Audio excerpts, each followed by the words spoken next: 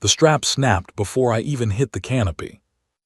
1 second I was inside Survey Pod 7, watching the altimeter spin the wrong direction, and the next I was hanging upside down from a harness tangled in something thick and alien, the wreck of the pod steaming 30 feet below me in a river that moved like oil and smelled like copper.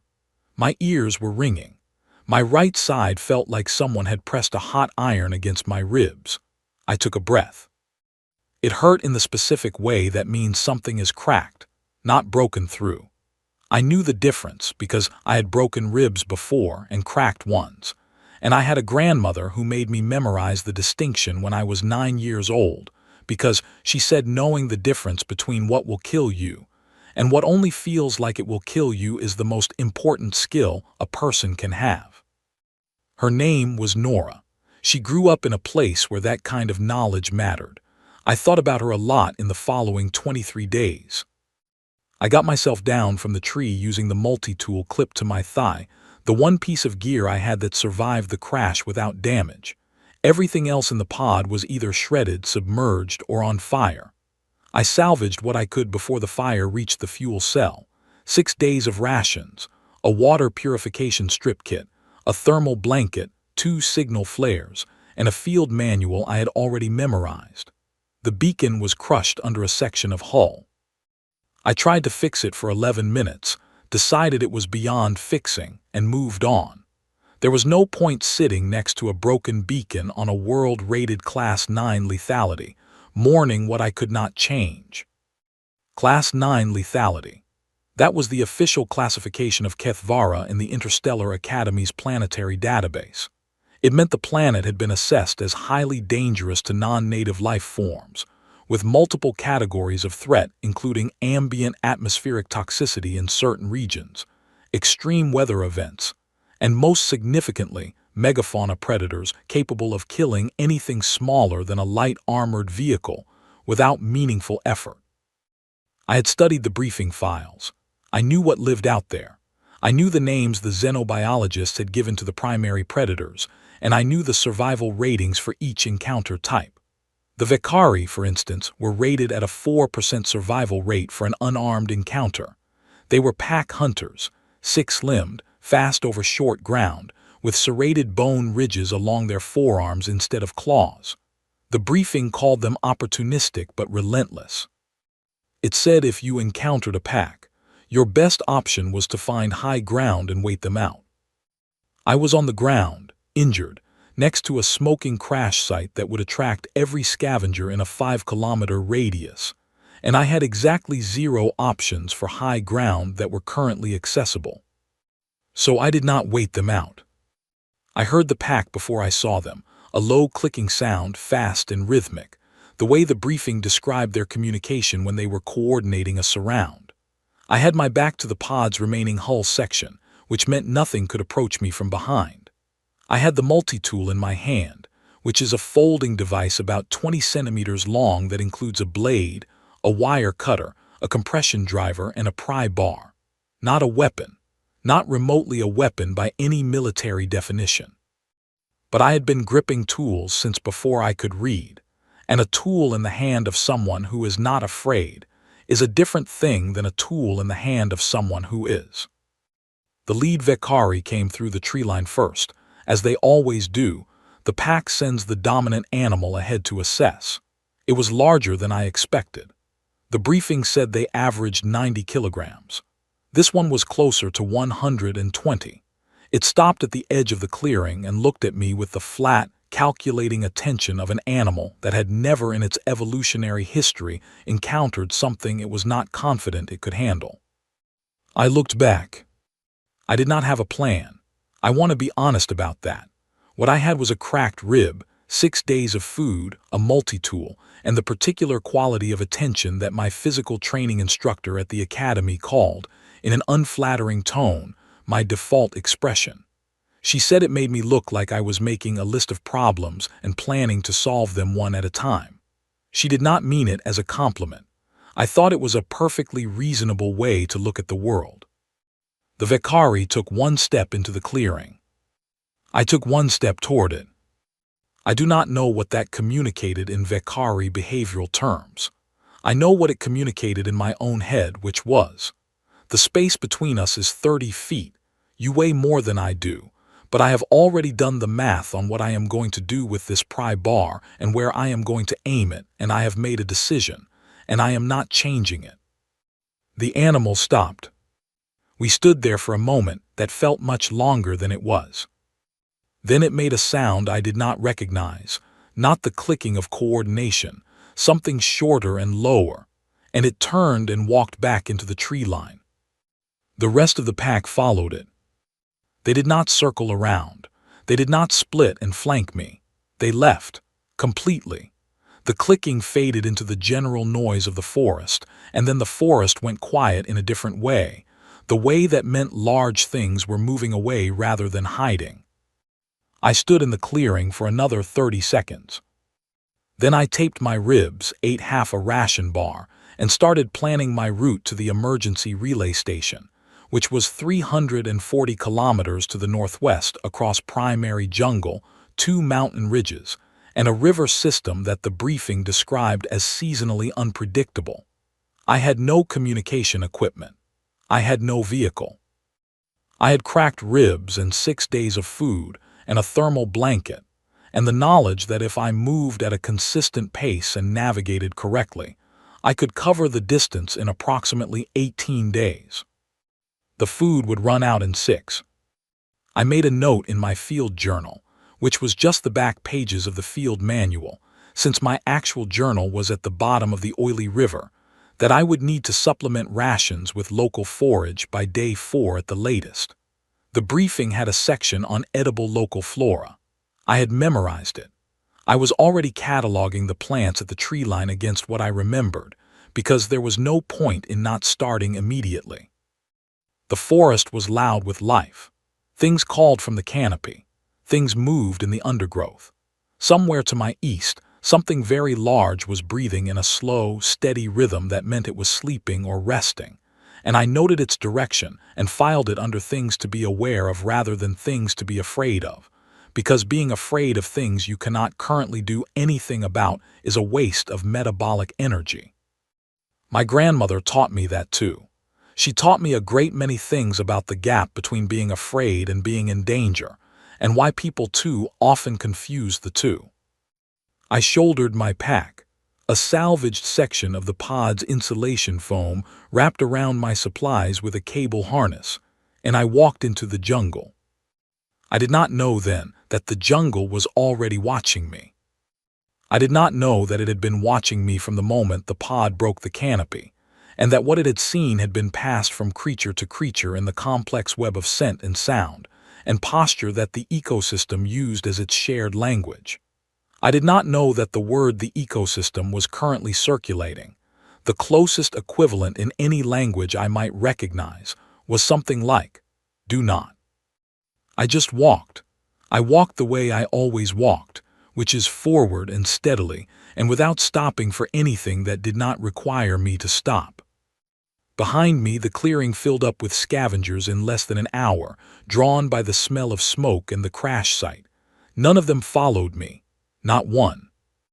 The first day was hard because of the ribs and the terrain. The second day was harder because I ran low on clean water before I found the first stream, and had to make a decision between pushing through or resting, and I chose to push through because resting felt wrong when I had a distance to cover. The third day I found the stream and the edible root clusters I had been looking for, and the pain in my ribs settled into a background hum that I could mostly ignore if I breathed carefully. I made camp each night in whatever cover was available. I kept a small fire when I could. I did not feel watched exactly, but I noticed things.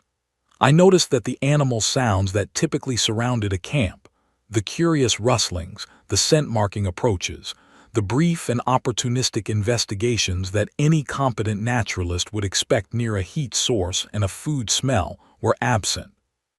The jungle was busy all around me, vibrant and loud during the day, alive with 1,000 competing urgencies. But near me, at my camp, in the immediate ring of firelight and beyond, there was a quality of space that took me until the third night to name correctly. It was not silence, it was clearance. Something was clearing a perimeter around me, and it was not me doing it. And I could not explain why, and I could not explain what was doing it, and I did not have enough information to draw a conclusion, so I wrote it down and kept moving. That is all you can do when you encounter something you do not yet understand. You observe it, you record it, you keep moving. On the fourth day, I saw the Goreth for the first time. I knew what it was immediately, because the briefing had dedicated 4 pages to it, and had included the blunt advisory that no researcher had ever successfully studied one at close range, and returned to file a complete report. It was approximately the size of a cargo transport, long and low, with a flat, armored head and a tail that dragged behind it through the undergrowth, flattening everything it touched. It had emerged from the ridgeline directly ahead of me, which was precisely the direction I needed to travel. I stopped. It looked at me. I looked at it. I checked my route options on the mental map I had been maintaining. Going around would add approximately 6 hours and take me through a drainage basin that the briefing flagged as seasonally flooded. Going back was not a direction I went. Going forward was where I needed to go. So I waited.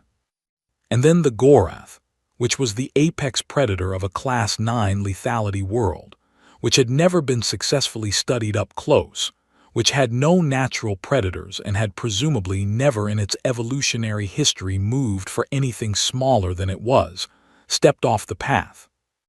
It moved to the right, into the undergrowth, and it waited there while I walked past it. I walked past it at a distance of approximately 8 meters. I could hear it breathing. I could feel the heat of it.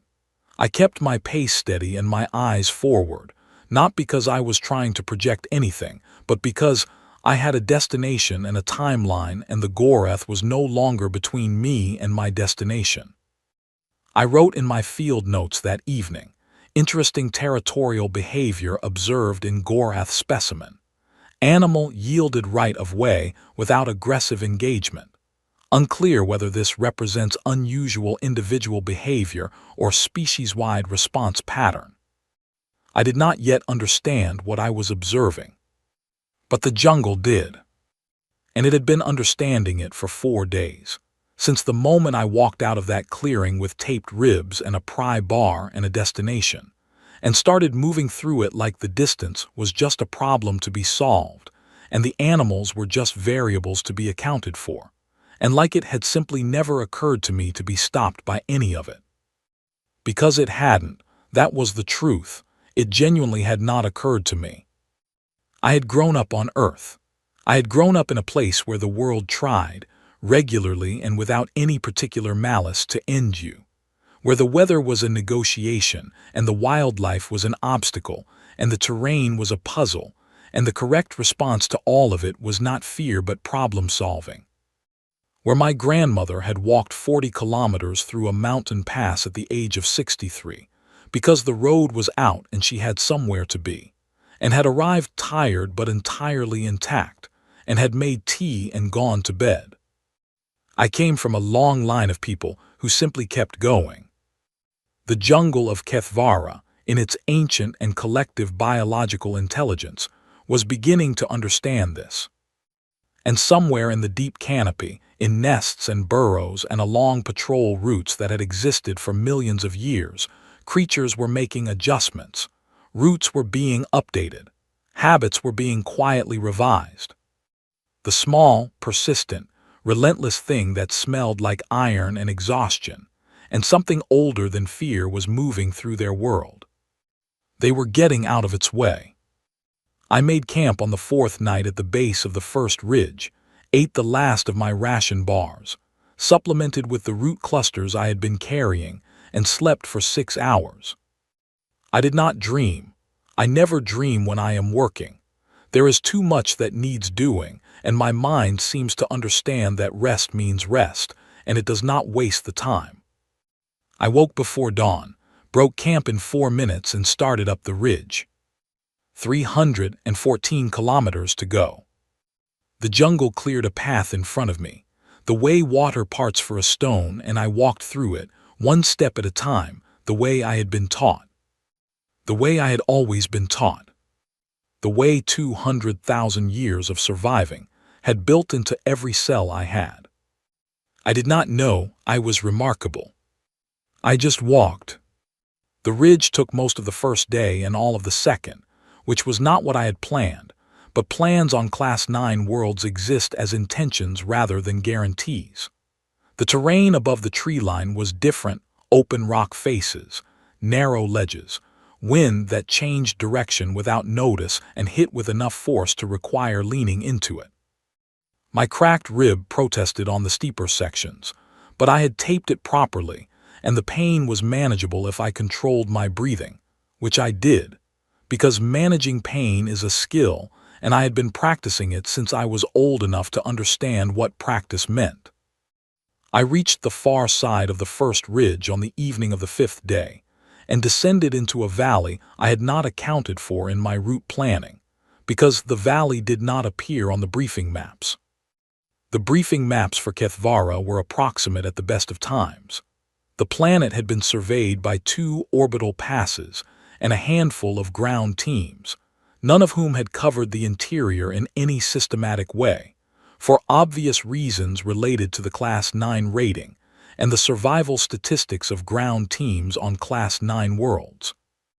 The valley was wide and green and bisected by a river that ran fast and clear over a pale stone riverbed. I needed to cross it. I assessed the crossing for about 4 minutes, selected a point where the river widened and shallowed, and waded through at thigh depth with my pack held above my head. The current was strong enough to require full attention, but not strong enough to be a serious problem for someone with a low center of gravity and enough stubbornness to not be moved by things that push. I got to the far bank wet from the waist down and approximately 2 degrees colder than I had been.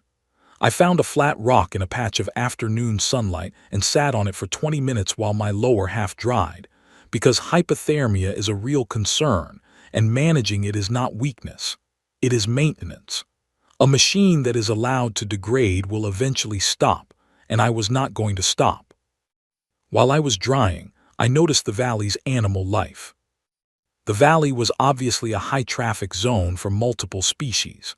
The riverbank showed the tracks and marks of dozens of different animals, large and small, and the undergrowth beyond the bank was rich and well-fed in the way that happens near reliable water sources. There should have been animals at the river. Any naturalist would expect to find animals at the river during the afternoon hours, drinking, hunting, moving through. The bank in both directions from where I sat was empty. I was not doing anything unusual.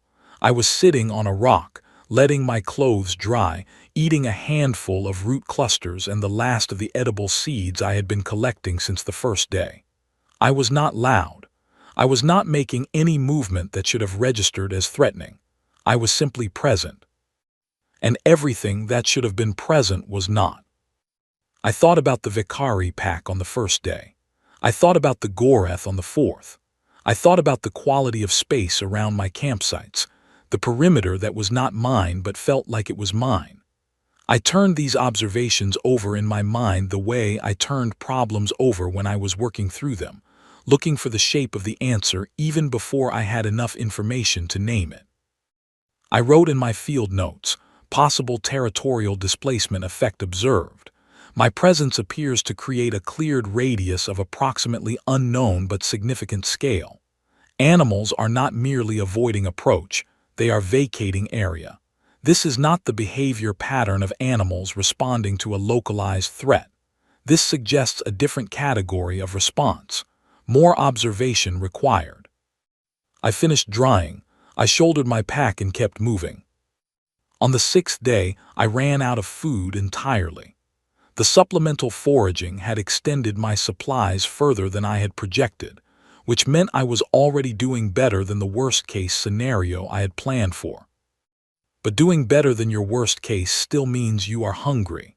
I cataloged my energy reserves honestly. I was tired. I was hungry, my rib was a constant background complaint, and I had approximately 12 days of travel remaining at current pace, which would need to improve to make up time lost on the ridge crossing.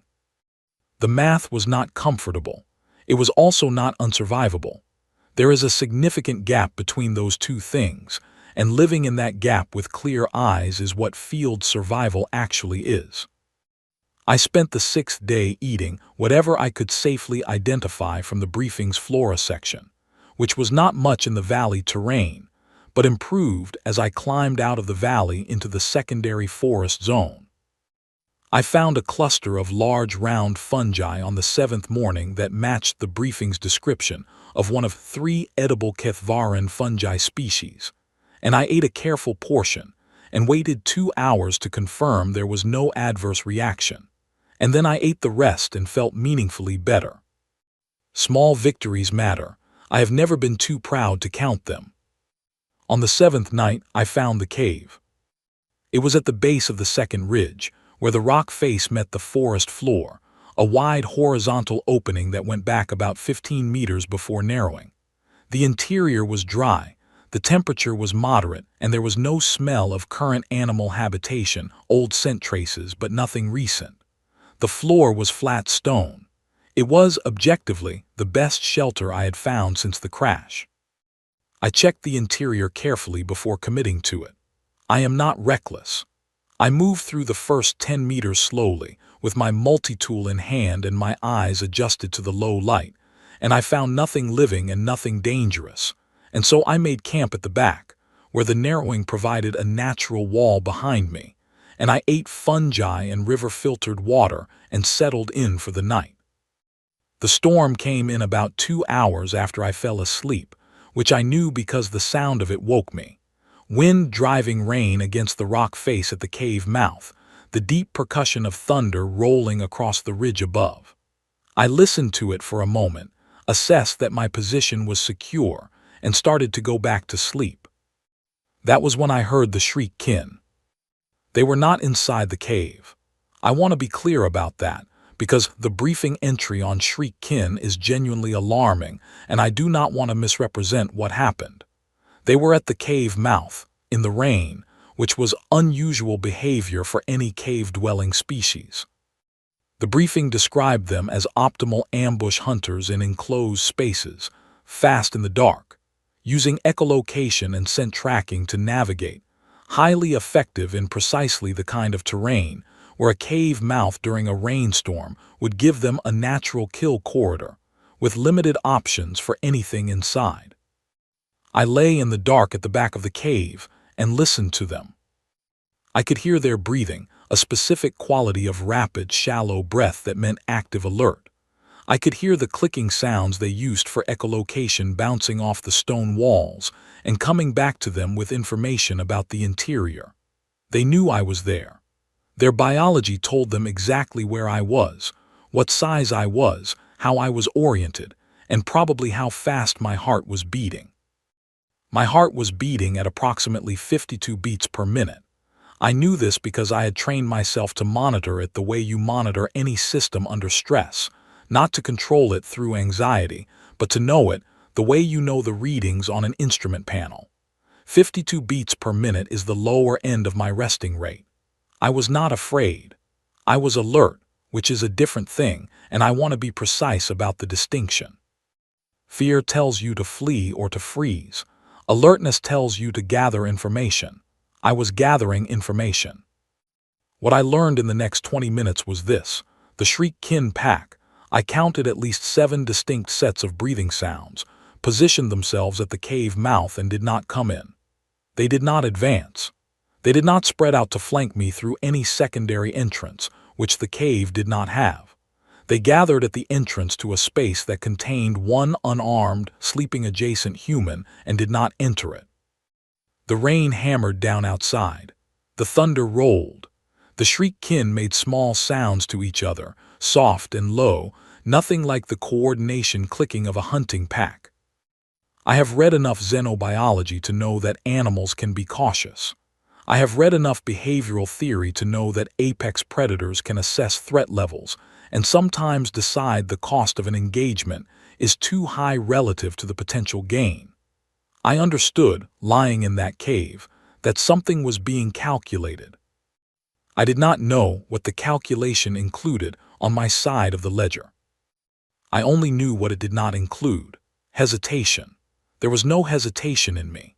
If they came in, I had already decided what I was going to do and where I was going to do it, and I had selected the narrowest point of the cave interior as a choke point that would limit their numbers, and I had my multi-tool out and oriented, and I was going to keep going until I could not keep going, which is the only plan that makes sense when you have no other options. I was not afraid of this plan. I had committed to it. I had moved past it in my mind to the part where it was already decided, and I was just waiting. Maybe they could smell that too. Maybe the absence of the particular biochemistry of fear, the cortisol spike, the adrenaline flood, the hormonal cascade that every prey animal produces when it understands it is prey, was detectable to creatures who hunted by scent in the dark. I was not prey. I was not pretending not to be prey. I was genuinely, biologically, at a cellular level, not prey. I came from a planet that had been trying to end my species for 200,000 years, and had failed so completely that we had eventually looked up at the sky and decided to go see what else was out there. I had been raised by a woman who walked mountain passes alone at 63 and made tea when she arrived. My body did not know how to produce the chemistry of prey, because the part of my lineage that had produced it had not made it to the age of reproduction. I am being honest about this, not proud of it. I am not saying it makes me special. I am saying it makes me human. It is the inheritance of my species, the thing built into us by the accumulated weight of every morning that required getting up and continuing. The Shriek-kin stayed at the cave mouth for 2 hours. Then quietly, in the hour before dawn, they left. I know they left because the sound stopped and the quality of the cave entrance changed, that particular emptiness that a space has when the living things that were filling it are gone. I lay in the dark for another 10 minutes, confirming it, and then I put my multi-tool back in its clip, adjusted my position, and went back to sleep for the remaining dark hours. I woke at first light. The storm had passed. The air outside smelled clean and green and wet in that specific way that good rain leaves behind. On the rock wall near the cave entrance, partially obscured by lichen but clearly intentional, someone had scratched letters into the stone. I almost missed it. I was packing my camp when the angle of the morning light caught the marks, and I turned and looked at them. They were in Academy Standard script in English, and they read, 17 days. Everything moves away from me. I think I might be the monster here, heading northwest. Cadet L. Webb, first cohort. I stood there for a moment and read it twice. L. Webb, I did not know the name. The first cohort assessments had run 3 years ago. Webb had made it 17 days on Kethvara in the Valley system, alone, with the same Class 9 briefing I had been given, and had reached the same observation I was beginning to reach, and had kept moving northwest, which was the correct direction, and the relay station records would tell me later that Lucy Webb had reached the station on day 21 and had been the only member of her assessment group to complete the solo section. I carved one word below her inscription. I used the tip of the pry bar blade, and I made the letters as clean as I could. The word was understood. Then I shouldered my pack and walked out of the cave into the clean morning, and I started up the second ridge. 264 kilometers to the relay station. The forest was already busy and loud and alive all around me, the great churning machinery of a Class 9 world running its endless cycles of feeding and moving and surviving. I moved through it the way I had moved through it every day, at pace, with attention, without stopping. And the forest moved with me, and around me, and away from me, in the way it had since the first day. I still did not fully understand what I was, but I was beginning to have a theory. I came down off the second ridge on day 13 in worse shape than I went up it, because the descent on the far side was steeper than the briefing maps suggested, and I took a fall on a loose section of scree that reopened the rib pane and left me sitting on the ground for 4 minutes doing controlled breathing while I reassessed my situation. 4 minutes is a long time to sit still on Kethvara. I know that now. At the time, I just knew that I needed to get my breathing under control before I could move safely, so I sat and breathed and listened to the forest and waited for my body to report back with something I could work with. Nothing came near me. Not the small scavenger birds that should have been curious about something sitting still on open ground.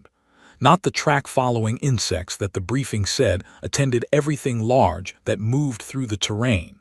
Not the ground-level opportunists that followed large animals at a safe distance hopping for scraps. Nothing. The 30-meter radius around me was as clear as if it had been swept. I sat in the center of it and breathed and thought about Lucy Webb's inscription. I think I might be the monster here. The word monster has a specific meaning in most languages. It comes from something warned about, something held up as an example of what to fear. In the old stories, the ones my grandmother told, the ones her grandmother told her, monsters were defined not by what they were but by how they made other things feel. A monster is the thing that changes the behavior of everything around it. A monster is the thing that, when it moves through a landscape, the landscape reorganizes itself in response. I sat on the scree slope with a cracked rib and an empty stomach and looked at the forest that was keeping its distance from me. And I thought about what it meant that a Class 9 lethality world, a planet that had eaten entire research teams, was behaving as though it was the one that needed to be careful. I thought about Earth. I thought about what Earth actually is, when you remove all the civilization and culture and history from it and look at the raw biology of the place. A world that has been producing active large-scale extinction, events on a rolling basis. A world where the dominant species had, within a few 100,000 years of developing coordinated behavior, fundamentally altered the population dynamics of every other species it shared space with. Not because humans were the largest or the fastest or the strongest or the most venomous, but because humans did not stop. Because humans moved through environments with a particular quality of intent that other things found difficult to process. Because the chemistry of a human who has committed to a goal and has not yet reached it is not like the chemistry of any other animal. It is something specific, something old. Something that the predators of Kethvara, in their deep evolutionary memory, had a category for, even if they had never encountered a human before. Persistent ones. That was what I called the concept later when I was trying to explain it to the xenologist who debriefed me. I did not know then that the Keth, the people I was about to meet, had their own word for it, older than their written language, passed down through spoken tradition as a warning rather than a classification. I did not know any of that yet. I just got up off the scree, checked my rib, adjusted my pack and kept moving. On day 14, I found the valley. It was not on any map. It should not have been surprising, given the quality of the Kethvara mapping data, but what was inside it was surprising, or would have been, to anyone who had read the briefing carefully, because the briefing said definitively that Kethvara was uninhabited by sapient life. The survey teams had found no evidence of sapient habitation. No structures, no tool use, no signal emissions of artificial origin. The survey teams, I would later learn, had also consistently stayed on the highland routes that skirted the interior valley systems, because the highland routes were marginally safer, and the interior was rated extreme caution for ground teams. The valley was invisible from orbit due to a persistent atmospheric inversion layer that scattered imaging sensors, and the survey teams had been moving through the landscape quickly, with extraction protocols that did not encourage lingering. They had, in short, looked for evidence of civilization and found none, because they had been looking in the wrong places and in the wrong way. I came down a narrow switchback game trail that opened onto a wide ledge overlooking the valley floor, and below me, 300 meters down and maybe 2 kilometers wide at its widest, there was a settlement. I stopped. I am good at processing information quickly. It is a skill I have worked at, because good processing under pressure is the difference between good decisions and bad ones. So I stood on the ledge and I processed what I was seeing. Structures built from the valley's pale stone and what looked like treated timber, in a pattern that suggested deliberate planning, streets or pathways, open communal areas, enclosures that might be gardens or animal pens. Fire pits that were cold now but had been used recently, judging by the char marks. I could see movement at the lower edges of the settlement, small figures at the distances involved, but moving with the kind of purposeful variability that is unmistakably the movement of thinking creatures going about their business. I sat down on the ledge very carefully, because my rib protested when I did it quickly, and I thought about First Contact Protocol. First Contact Protocol at the Interstellar Academy was a full-semester course. I had taken it. The core principles were: establish benign intent, minimize threat display, defer to the contacted party's pace and comfort, do not make sudden movements, do not arrive in force, do not arrive armed unless necessary for safety. Advanced principles included: do not make assumptions about communication modality, do not assume your expressions of friendliness are legible as friendly, do not assume your expressions of non-threat are legible as non-threatening. I had no communication equipment. I had no translation tools. I had not bathed properly in 14 days, which was relevant because scent is a primary information channel for most biological life, and what I smelled like after 14 days on Kethvara was exactly what you would expect. I had a cracked rib and hollow cheeks, and the specific look of someone who has been outdoors for an extended period and has been managing, not thriving. I was also, by any objective physical measure, considerably larger than the figures I could see moving at the valley floor. I did not fit the profile of a smooth first contact. But I also did not have any option but to make contact, because the relay station was still 230-odd kilometers away, and I needed food, and the valley below me had food, and the people below me were the first beings I had seen in 14 days who might be able to tell me something useful about the terrain ahead. I sat on the ledge for a long time, and then a scout came up the game trail and found me. I heard the scout before I saw them, footsteps on the switchback trail, careful and measured, with the specific quality of someone who is trying to move quietly but is not completely succeeding. I turned my head and watched the trail, and the scout came around the last bend and stopped when they saw me. They were about 1.5 meters tall, with 4 limbs in the standard configuration, covered in a fine gray-green integument that was somewhere between skin and fine scale. Their face was broad and flat, with large amber eyes set wide, and the expression on it when they saw me was, I am going to call it careful, because I did not want to project emotions onto a first contact species, and every other word I considered felt like a projection. They were also very young, not a child, but young in the way you can read in any face that has not yet accumulated the lines that experience puts there. We looked at each other. I moved very slowly and deliberately. I sat back on the ledge, making myself lower. I put my multi-tool on the stone beside me, not reaching for it, just putting it down where it was visible. I opened my hands and rested them on my knees, palms up, which I knew was a legible non-threat gesture in about 60% of known sapient species based on Academy xenosociology. Not great odds, but better than nothing. The scout looked at my hands, looked at the multi-tool, looked at my face. Then they sat down on the trail, cross-legged in a way that mirrored my position in a manner that was almost certainly not accidental.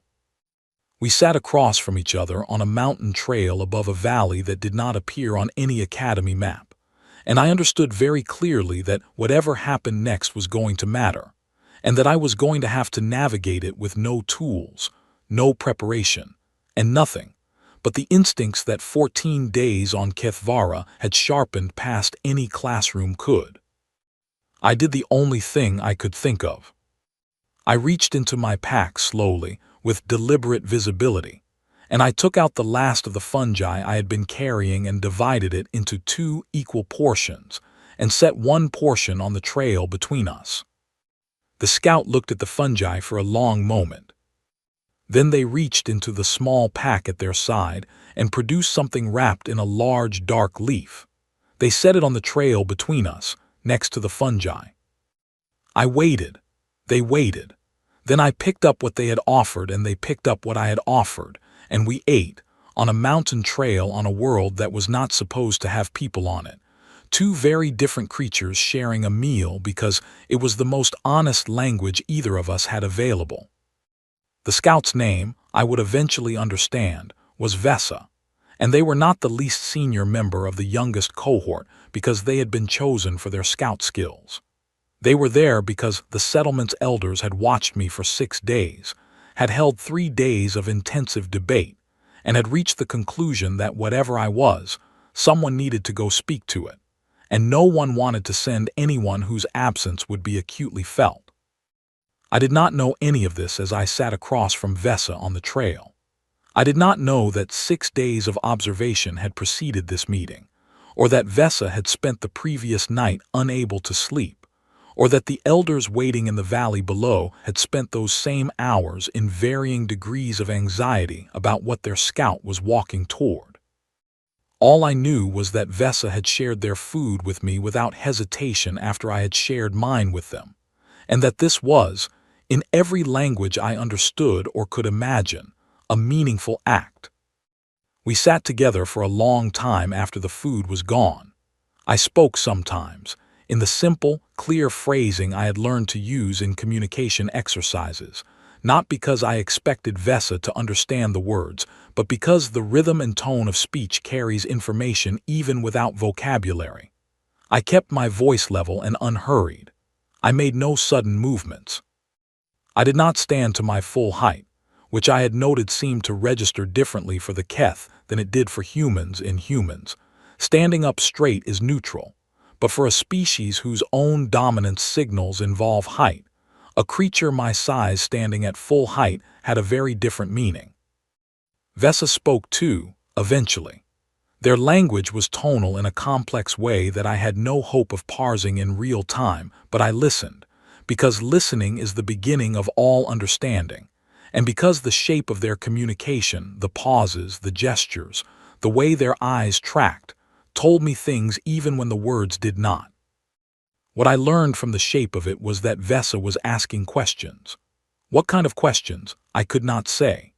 But the structure was inquisitive, and the tone was careful, and there was something in Vesa's manner that I recognized after a while as the specific quality of someone who has been sent to do a thing they were not sure they would survive, and who is realizing slowly that they might survive it after all. The relief of that realization, when it began to show in the loosening of the tension Vesa had been carrying since they rounded the trail bend, was one of the most legible things I had seen in 14 days.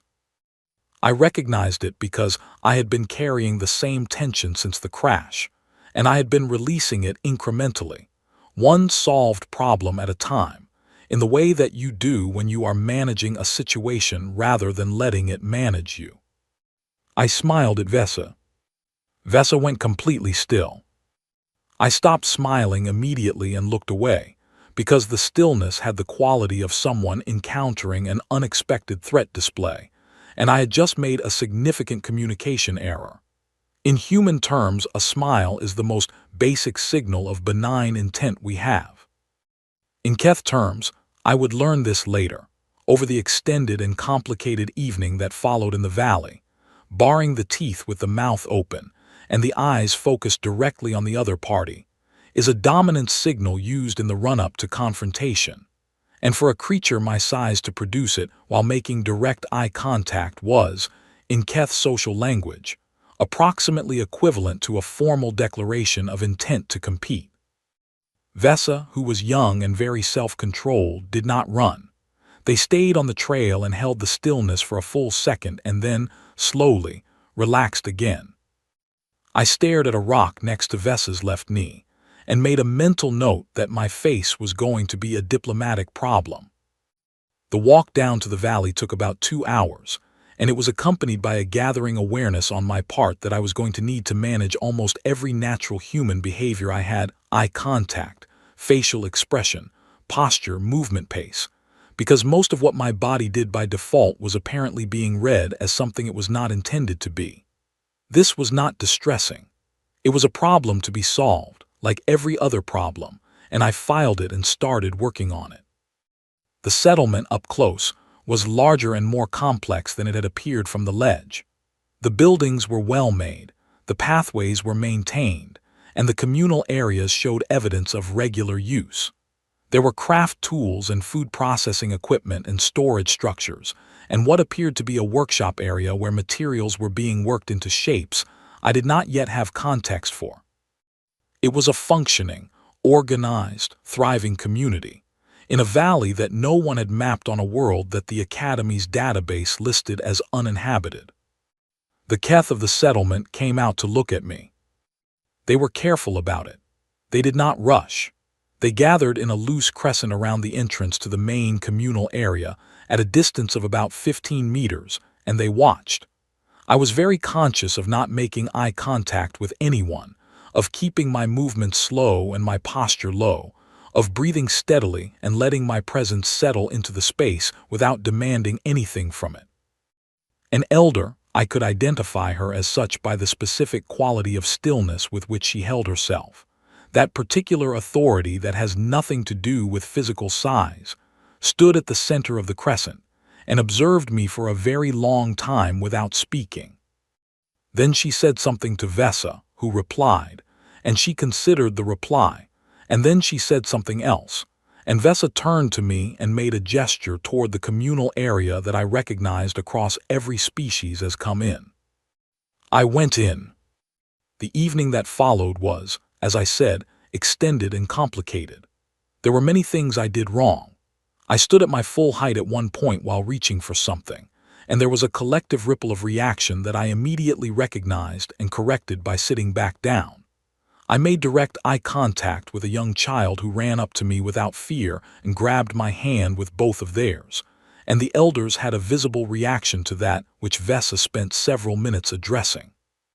I produced the multi-tool to cut a fruit I had been offered because I wanted to share it, and the sight of the blade caused a moment of absolute silence that lasted 4 seconds before Vesa spoke and the silence resolved. But there were things I did right. I ate everything I was offered. I sat when invited to sit and stayed seated when I should have stayed seated. I let Vesa pace the communication, following their lead on when to speak and when to be quiet. I asked no questions with my posture or my expression or my movements. I made no claim on anything in that space. And the elder watched all of this, and I watched her watching, and I understood that I was being assessed with the same careful attention I was giving to everything around me. Somewhere in the middle of the evening, she said something to Vesa that Vesa translated, or rather, attempted to translate, through gesture and expression, and the approximately 4 words of standard lingua franca that Vesa had somehow managed to acquire, which I suspected came from some very old contact record I was not aware of, as approximately, "Your world is like this world." I thought about Kithvira, I thought about Earth. Vesa was asking if they were similar, in terms of difficulty, in terms of what they required of the things that lived on them. I said similar, yes, but Earth has less forest. Vesa stared at me for a moment, working through that, and then conveyed it to the elder, and the elder looked at me for a very long time in silence, and then said something that Vesa did not attempt to translate, but that was accompanied by a gesture I could not mistake. A gesture toward the forest visible beyond the settlement walls, the great living darkness of Kethvara's primary jungle. With all that lived in it and all that moved through it, and all that the Keth had spent generations understanding and surviving, and then back to me. The elder was not afraid of the forest. She had lived alongside it her entire life, but she was indicating it to me in a way that asked, "You come from something like that, from something that requires what this requires." I looked at the forest. I thought about my grandmother. I thought about the trail behind me, 14 days long, and the Vikari and the Goreth and the Shriek Kin and the river and the ridge and all of it, All the small and large obstacles that the world had placed in my path, each one of which I had gone through or around or past, one at a time, without stopping. I looked back at the elder. "Yes," I said, "I come from somewhere like that." The elder held my gaze, the first direct eye contact anyone in the settlement had initiated with me, for 3 full seconds. Then she nodded. And something in the room changed. Not in the way of a decision made exactly, but in the way of a category resolved, the particular shift that happens when something that was uncertain becomes understood, when a question that has been held open finally finds its shape. I did not know then what category I had been placed in. I only knew that the change was a settling rather than a sharpening, a relaxation rather than a tension, and that Vesa, across the space, was breathing more easily than they had since we sat on the trail. I stayed in the settlement for 2 nights and 1 full day. The Keth fed me, properly, generously, food that was warm and caloric and the most welcome thing I had encountered in 2 weeks. Vesa and I developed a working communication system built on gesture and expression, and the small vocabulary that 2 determined people can build in a day when they need to. I learned that the valley had been inhabited for many generations, that the Keth had known other peoples lived beyond the valley but had had no direct contact, that they had been watching me since I entered the valley system from the ridge. 6 days of watching. I asked Vesa, as best I could, what they had seen during those 6 days. What had made the elders decide to send a scout? Vesa was quiet for a moment. Then Vesa made a series of gestures that I interpreted, slowly and with some uncertainty, as the animals moved. They moved away from you, always, every kind of animal. We watched you walk and we watched everything in front of you move aside, and we have never seen that before, not for anything. I sat with that for a while. Then I said, I did not know that was happening. Vesa looked at me with those wide amber eyes and said something that did not translate exactly but that I understood in its shape and its weight to mean, "We know. That is why we sent someone." On the morning of the 3rd day, Vesa walked with me to the edge of the valley and pointed me toward the northwest and showed me the route the Keth used when they traveled to the highland. A route that would cut 30 kilometers off my remaining distance and avoid the worst of the secondary terrain that had been slowing me. I had 212 kilometers to the relay station. I had good food in my pack and good information about the route. I looked at Vesa, standing at the valley's edge in the morning light, and I tried to think of what to say that would carry the weight of what the last 2 days had meant. I said, "Thank you." Vesa nodded. Then Vesa said something I could not translate and reached out and briefly, deliberately, touched the back of my hand with their fingertips. The same gesture the child had made when they ran up to me on the first evening. I learned later that it was a Keth gesture of meaning roughly, "Travel well. I carry knowledge of you." I did not know that then, but I understood it. I turned northwest and walked. Behind me, the valley was quiet and alive, and going about its business in the way that well-ordered things do. Ahead of me, the forest was already making its adjustments, the animals in the distances of the trail system aware before I arrived that something was moving toward them, something that would require their consideration, something that would require them to make room. 212 kilometers. I walked. The relay station was a prefab structure, a single room, solar-powered, with a communication array on the roof and an emergency supply cache in a locked container beside the door. I reached it on the afternoon of the 23rd day.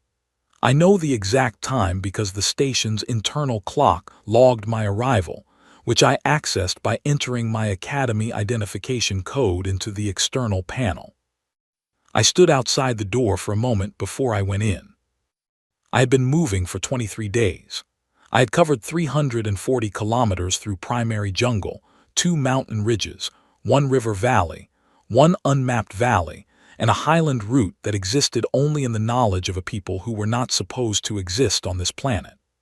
I had cracked ribs, a deficit of about 4 kilograms in body mass, and more information about Kethvara than any previous ground team had accumulated in the planet's survey history.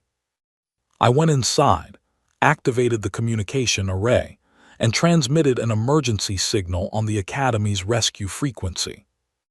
Then I opened the supply cache and found a meal kit, and I sat on the floor of the relay station and ate the first fully cooked, fully calibrated, nutritionally complete meal I had had in 23 days, and it was one of the best things I have ever eaten in my life. The rescue shuttle arrived 31 hours later. The pilot was a Dreth, a species I had studied in xenobiology but never met in person, six-limbed and cephalopod-adjacent in their body plan, known in Academy culture for a manner that most species read as cold, but that I had been told by a Dreth professor was simply efficient. The pilot looked at me when I came out of the relay station, dusty, thin, rib-taped, still wearing the same field gear I had crashed in, and said, without preamble or excessive warmth, "Status."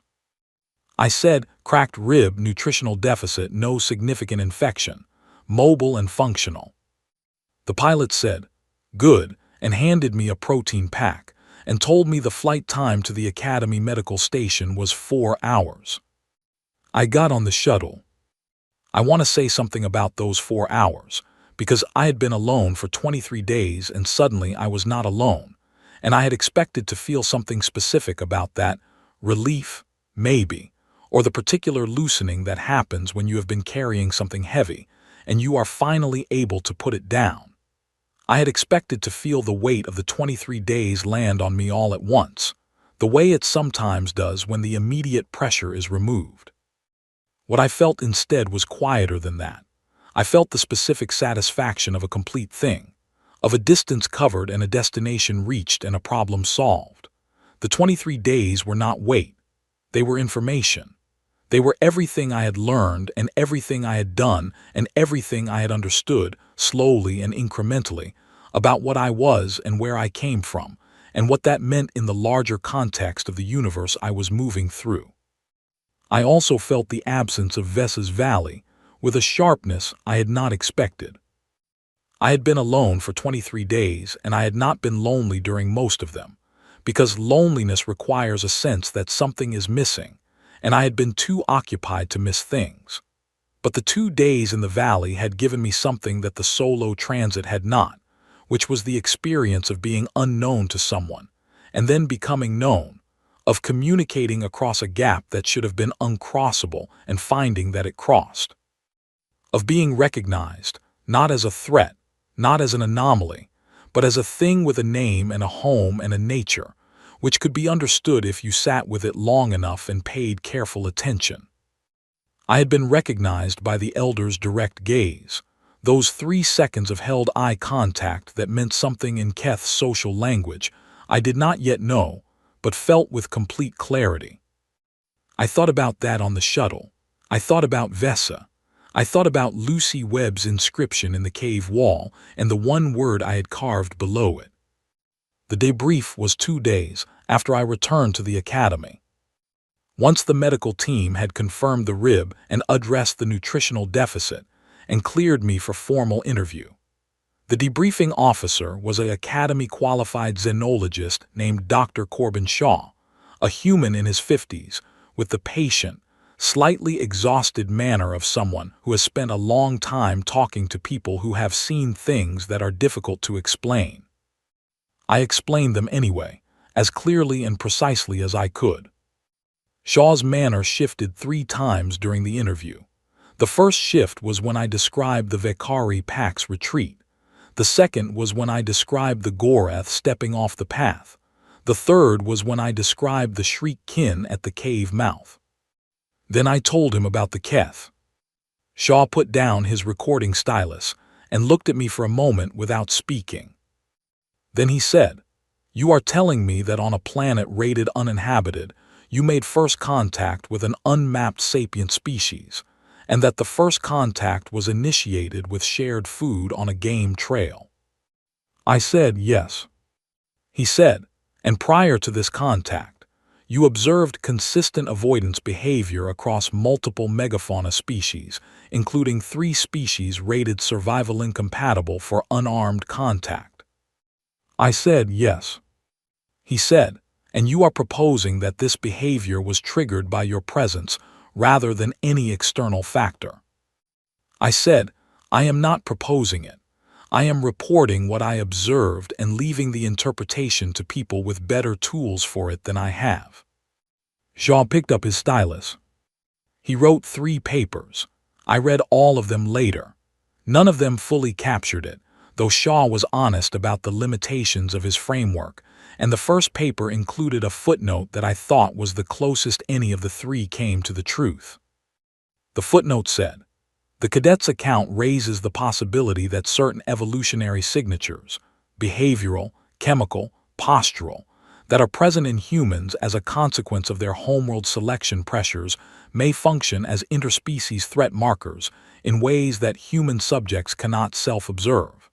The Cadet displayed no anomalous behavioral traits during the Academy assessment period. The effect, if it exists as described, operates at a biological level below the threshold of conscious behavioral choice. Below the threshold of conscious behavioral choice. That was the way Shaw said it, the academic way. What it meant, translated out of the academic into the plain, was she was not trying to do anything. She was just being human, and that was enough. The Academy reviewed the Kethvara solo assessment data after my debrief. All 9 human cadets who had completed the course since its establishment had returned. The survival rate for the non-human cohorts was 68%, which was considered good for a Class 9 world. The human rate was 100%, which was considered anomalous. The review committee added a note to the Kethvara file recommending further study, and flagged the planet for reclassification, pending the ongoing Keth contact protocols that my report had initiated. They gave me a commendation for the first contact handling. I used it to have a frame made. Inside the frame, I put the photograph I had taken from the relay station's emergency supply cache, a printed image of the Academy seal that was presumably there for morale purposes and that I repurposed as backing material. On the image of the Academy seal, I wrote Lucy Webb's words from the cave wall in careful letters. 17 days. Everything moves away from me. I think I might be the monster here. And below them, my single word, understood. The frame hangs in my quarters at the Academy. People ask about it sometimes. I tell them it is a note from a colleague. I enrolled in advanced xenodiplomacy 6 weeks after I returned. In the application, I listed my skills as field medicine, navigation, terrain assessment, foraging, endurance management, and basic first contact communication under adverse conditions. I did not list the other thing. I was not sure how to list it accurately, and I did not want to overstate it. But I knew what it was. I had known since the cave, since Lucy Webb's words and the 7 sets of breathing sounds at the entrance that had decided, in their deep biological calculation, that this space was not worth entering. I knew what I was. At the final review interview for the xenodiplomacy program, the interviewing board asked me why I wanted to specialize in first contact work. There were 3 of them, 2 humans and a Velka, who were known for asking follow-up questions that went in unexpected directions. I had prepared for this. I told them the truth, which is that I believe first contact is the single most consequential thing that any representative of any species can do, because what you communicate in those first minutes is not policy or protocol or the considered position of any institution. It is what you are, at the deepest level, before any training or preparation has had time to intervene. The Velka board member asked what I thought I communicated. I thought about the game trail. I thought about Vesa sitting down across from me and mirroring my position without being asked.